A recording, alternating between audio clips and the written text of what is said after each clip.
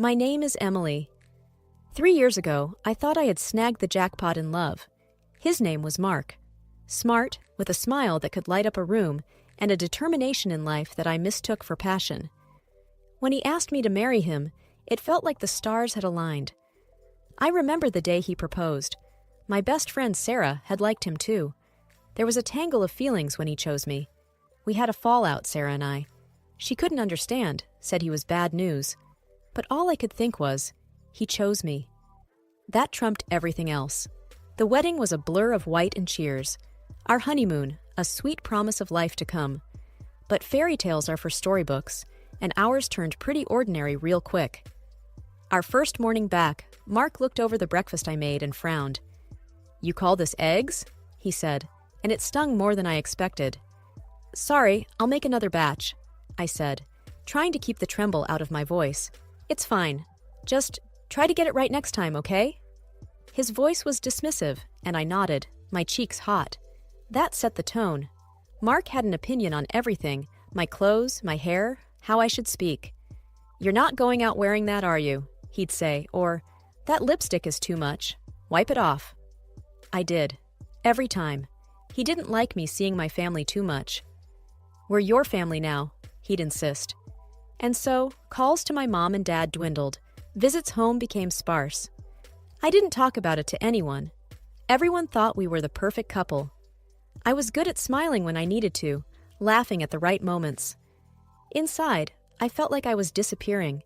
It wasn't all bad, or maybe I just told myself that. Mark had moments of kindness, when he'd surprise me with flowers, or take me out to a nice dinner. "For my beautiful wife," he'd say, and for a night, I could pretend we were okay. But those nights were rare. Most days, I felt like I was walking on a tightrope, trying not to fall. It was exhausting and lonely, so very lonely. The first year melted into the second, and the subtle jabs turned into something more persistent. Mark's criticism became a daily soundtrack. It was about everything, from the way I dressed to how I managed the house. "Is this how you plan to keep the house? It's a mess." Mark's voice cut through the silence as he surveyed the living room. His shoes left prints on the carpet, tracking in the grime of his day.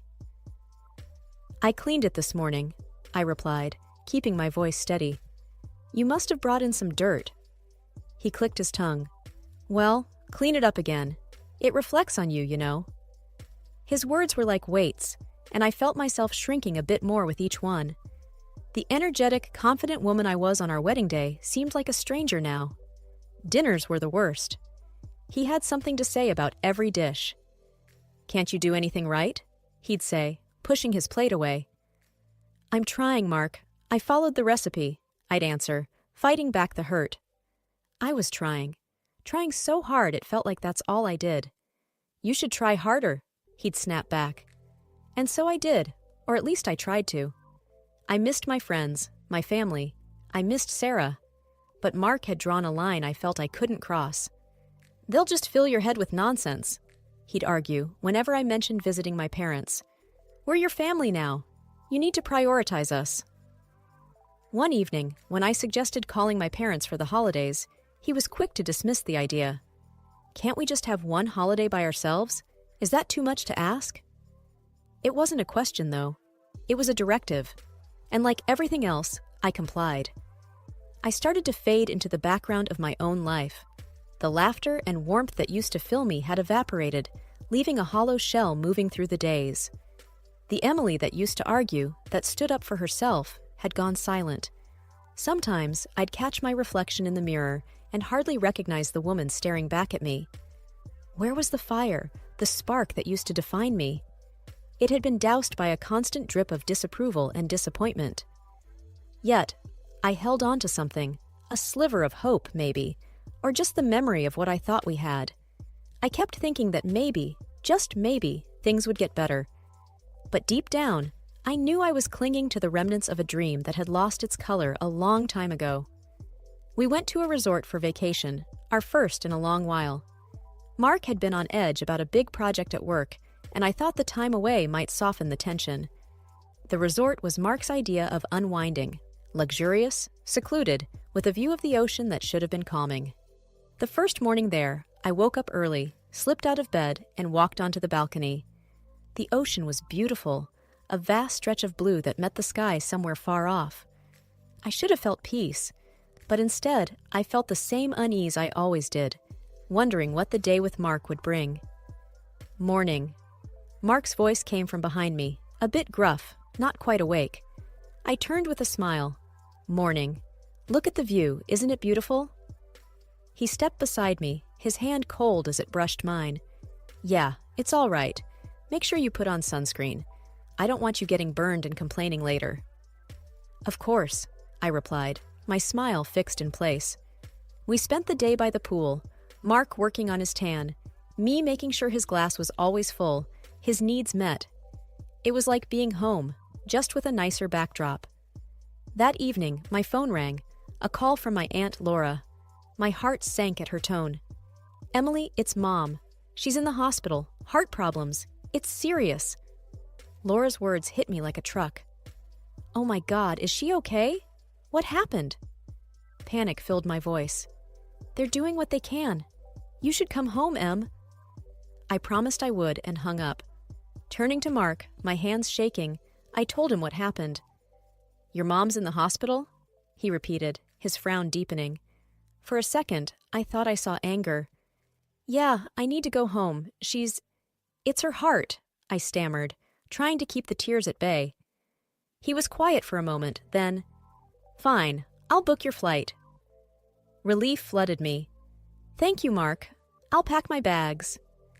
That was the first time in a long while he hadn't put up a fight about something that mattered to me. I should have known it was too good to be true. Rushing through the airport, heart pounding with urgency, I clung to the belief that my husband, Mark, had made the necessary arrangements for me to reach my ailing mother. As I approached the check-in counter, my hands were clammy, my throat tight with worry. The lady at the desk typed away, searching for my booking, but her puzzled look said it all before she even spoke. I'm sorry, but there's no ticket under your name, she informed me. That can't be right, I replied, my voice barely a whisper. My husband, he said he booked my flight. Please, could you check again?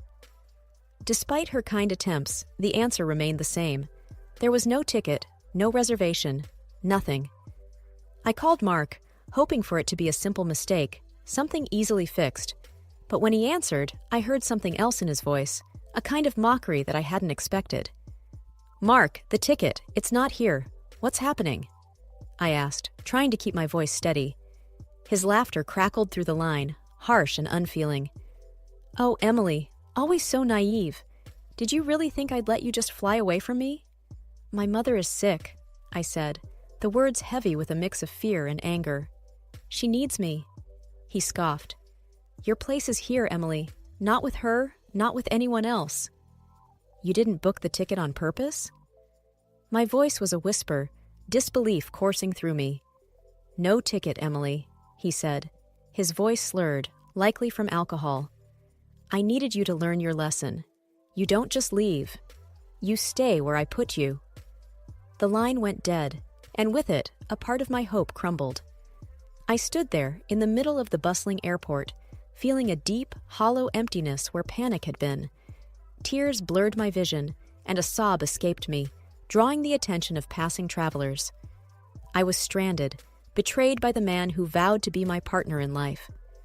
The realization that I was alone in this, that I had no one to turn to, was like a cold wave washing over me. The weight of despair settled in my chest, heavy and unmovable. It was in this moment of utter desolation, with the noise of the airport around me, that I understood the full extent of my isolation. I had put my trust in a man who found my loyalty amusing, my love a tool to be manipulated. I sat down, the cold floor offering no comfort, the reality that I would not be there for my mother crashing down on me. My phone felt like a stone in my hand, a useless connection to a world where I had no ally, no savior. It was just me and the crushing truth of my situation. Sitting on the cold, hard floor of the airport, I wrapped my arms around myself, trying to hold together the pieces of my breaking heart. My phone lay next to me, a reminder of the call that had stripped away the last of my hope. An elderly lady approached, her steps hesitant. "Dear, are you okay?" she asked, looking down at me with a furrowed brow. I tried to muster a smile, failed, and settled for a nod that I didn't even feel confident about. "It doesn't seem like you're okay," she insisted gently, taking a seat beside me. "Do you want to talk about it?" So I told her. Everything. About my mother's illness, Mark's cruel trick with the ticket, and how I was supposed to be on that flight, but now couldn't because of his betrayal. She listened, her face a portrait of compassion. "That's just terrible," she said when I had finished. "You need to get to your mother. Family is everything." I sighed. "Yes, but I can't. There's no more seats on the flight, and I can't afford a last-minute ticket." She reached for my hand, giving it a reassuring squeeze. "What if I told you that you can?" I blinked, not understanding. "How?" She patted her purse, then pulled out a boarding pass. "I have a ticket, and I want you to have it." I stared at her, stunned. "I can't accept that. Your ticket?" She nodded, pressing the boarding pass into my hand. "I can reschedule for another day. My meeting can wait. Your mother cannot." "But why would you help me? You don't even know me." She stood up, offering me a hand to pull me to my feet. Because once upon a time, someone helped me when I needed it most. Now, it's my turn to pay it forward. Tears welled up in my eyes again, this time not from despair, but from gratitude. "Thank you," I whispered, the words thick in my throat. "Don't mention it. Now go on. You've got a plane to catch." With her help, I stood and gathered my wits. The stranger's kindness was a balm to my aching soul. I hugged her, feeling a glimmer of hope flickering to life again. "Thank you," I said again, stronger this time. "Thank you so much." "Go on now," she urged with a smile. "And when you've sorted everything out, you pay this kindness forward to someone else who needs it." With that, I hurried towards the gate, her boarding pass clutched in my hand, her generosity propelling me forward. This stranger had given me more than a ticket. She had given me the chance to fight another day. The hospital was quiet when I arrived, the hushed tones of the night shift nurses drifting through the hall. I found my way to my mom's room, my heart thumping with a mix of fear and relief. I peeked through the door, and there she was, resting, looking peaceful. My aunt was by her side, dozing off in a chair. She stirred as I entered. "Emily, you made it," she whispered, her eyes wide with surprise and concern. I nodded, my throat tight. "How is she?" "She's stable," my aunt replied, standing up to hug me. "The doctor said the operation went well." Relief washed over me, and I hugged her back, hard. Then I moved to my mom's side, taking her hand gently in mine. She looked so fragile, hooked up to machines, yet there was a strength in her still. Sitting there, I told my aunt about everything, about Mark's cruelty, about the woman who gave me her ticket, about the lies and the manipulation. I told her how I felt so alone, and how that one act of kindness from a stranger had changed everything. "You're not alone, Emily," my aunt said firmly. "You have us, your family, and you did the right thing, leaving him." I was so blind, I admitted, feeling the weight of my past choices. "We all make mistakes," she soothed. "What matters is what you do next." And I knew what I had to do. I would start by moving out from the home I shared with Mark. The thought was scary, but also liberating. The next morning, with my aunt's help, I went back to the house.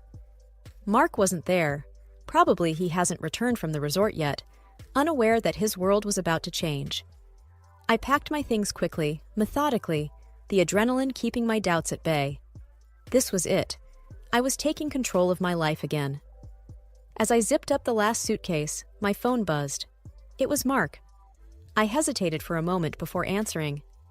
"Emily, where are you?" he asked, his voice dripping with feigned concern. "I'm leaving, Mark," I said, my voice steady. "You can't just leave. We're married," he protested.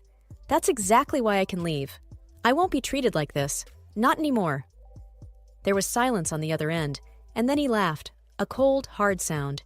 "You'll come back. You need me." But I didn't. Not anymore. "I won't," I said firmly and hung up. I left the house without looking back, my suitcases in tow, my aunt by my side. It was the end of one chapter and the beginning of something new.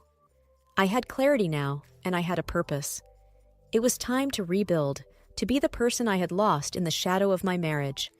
It was time to be Emily again. And yet I had to meet my husband. I couldn't run away from him all my life. We needed to talk. And we chose a small cafe near Mark's place of work for the meeting. The cafe was busy, the clatter of dishes and murmur of conversations creating a kind of cocoon around us as I sat at the table waiting for Mark. When he arrived, his presence seemed to command the space, his confidence as palpable as always. "Emily," he started, his tone attempting warmth, "I'm glad you decided to meet." I didn't stand, didn't smile. "Let's keep this short, Mark. What do you want?" He ordered coffee without asking me if I wanted anything, then turned to me with a look that used to unravel me. "Not this time." "I want you to come home," he said, as if it was the most obvious thing in the world.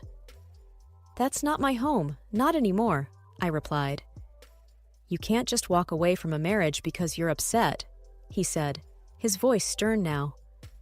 "I can, and I am," I countered, feeling my resolve strengthen. "I deserve better than what you've given me." Mark leaned in, his eyes hard. "You'll come back, and you will apologize for the embarrassment you've caused me." I could feel the eyes of other patrons on us. I leaned in too, lowering my voice so only he could hear. "I'm filing for divorce, Mark." For a moment, his facade cracked, his shock visible. Then he composed himself and chuckled dismissively. "You think you can just leave and take half of everything? You won't be able to prove anything. It's your word against mine." I pulled out my phone. "It's not just my word," I said as I showed him the screen, filled with recorded conversations and texts, his words damning him again and again. His face paled. "You can't use that. No one will believe you."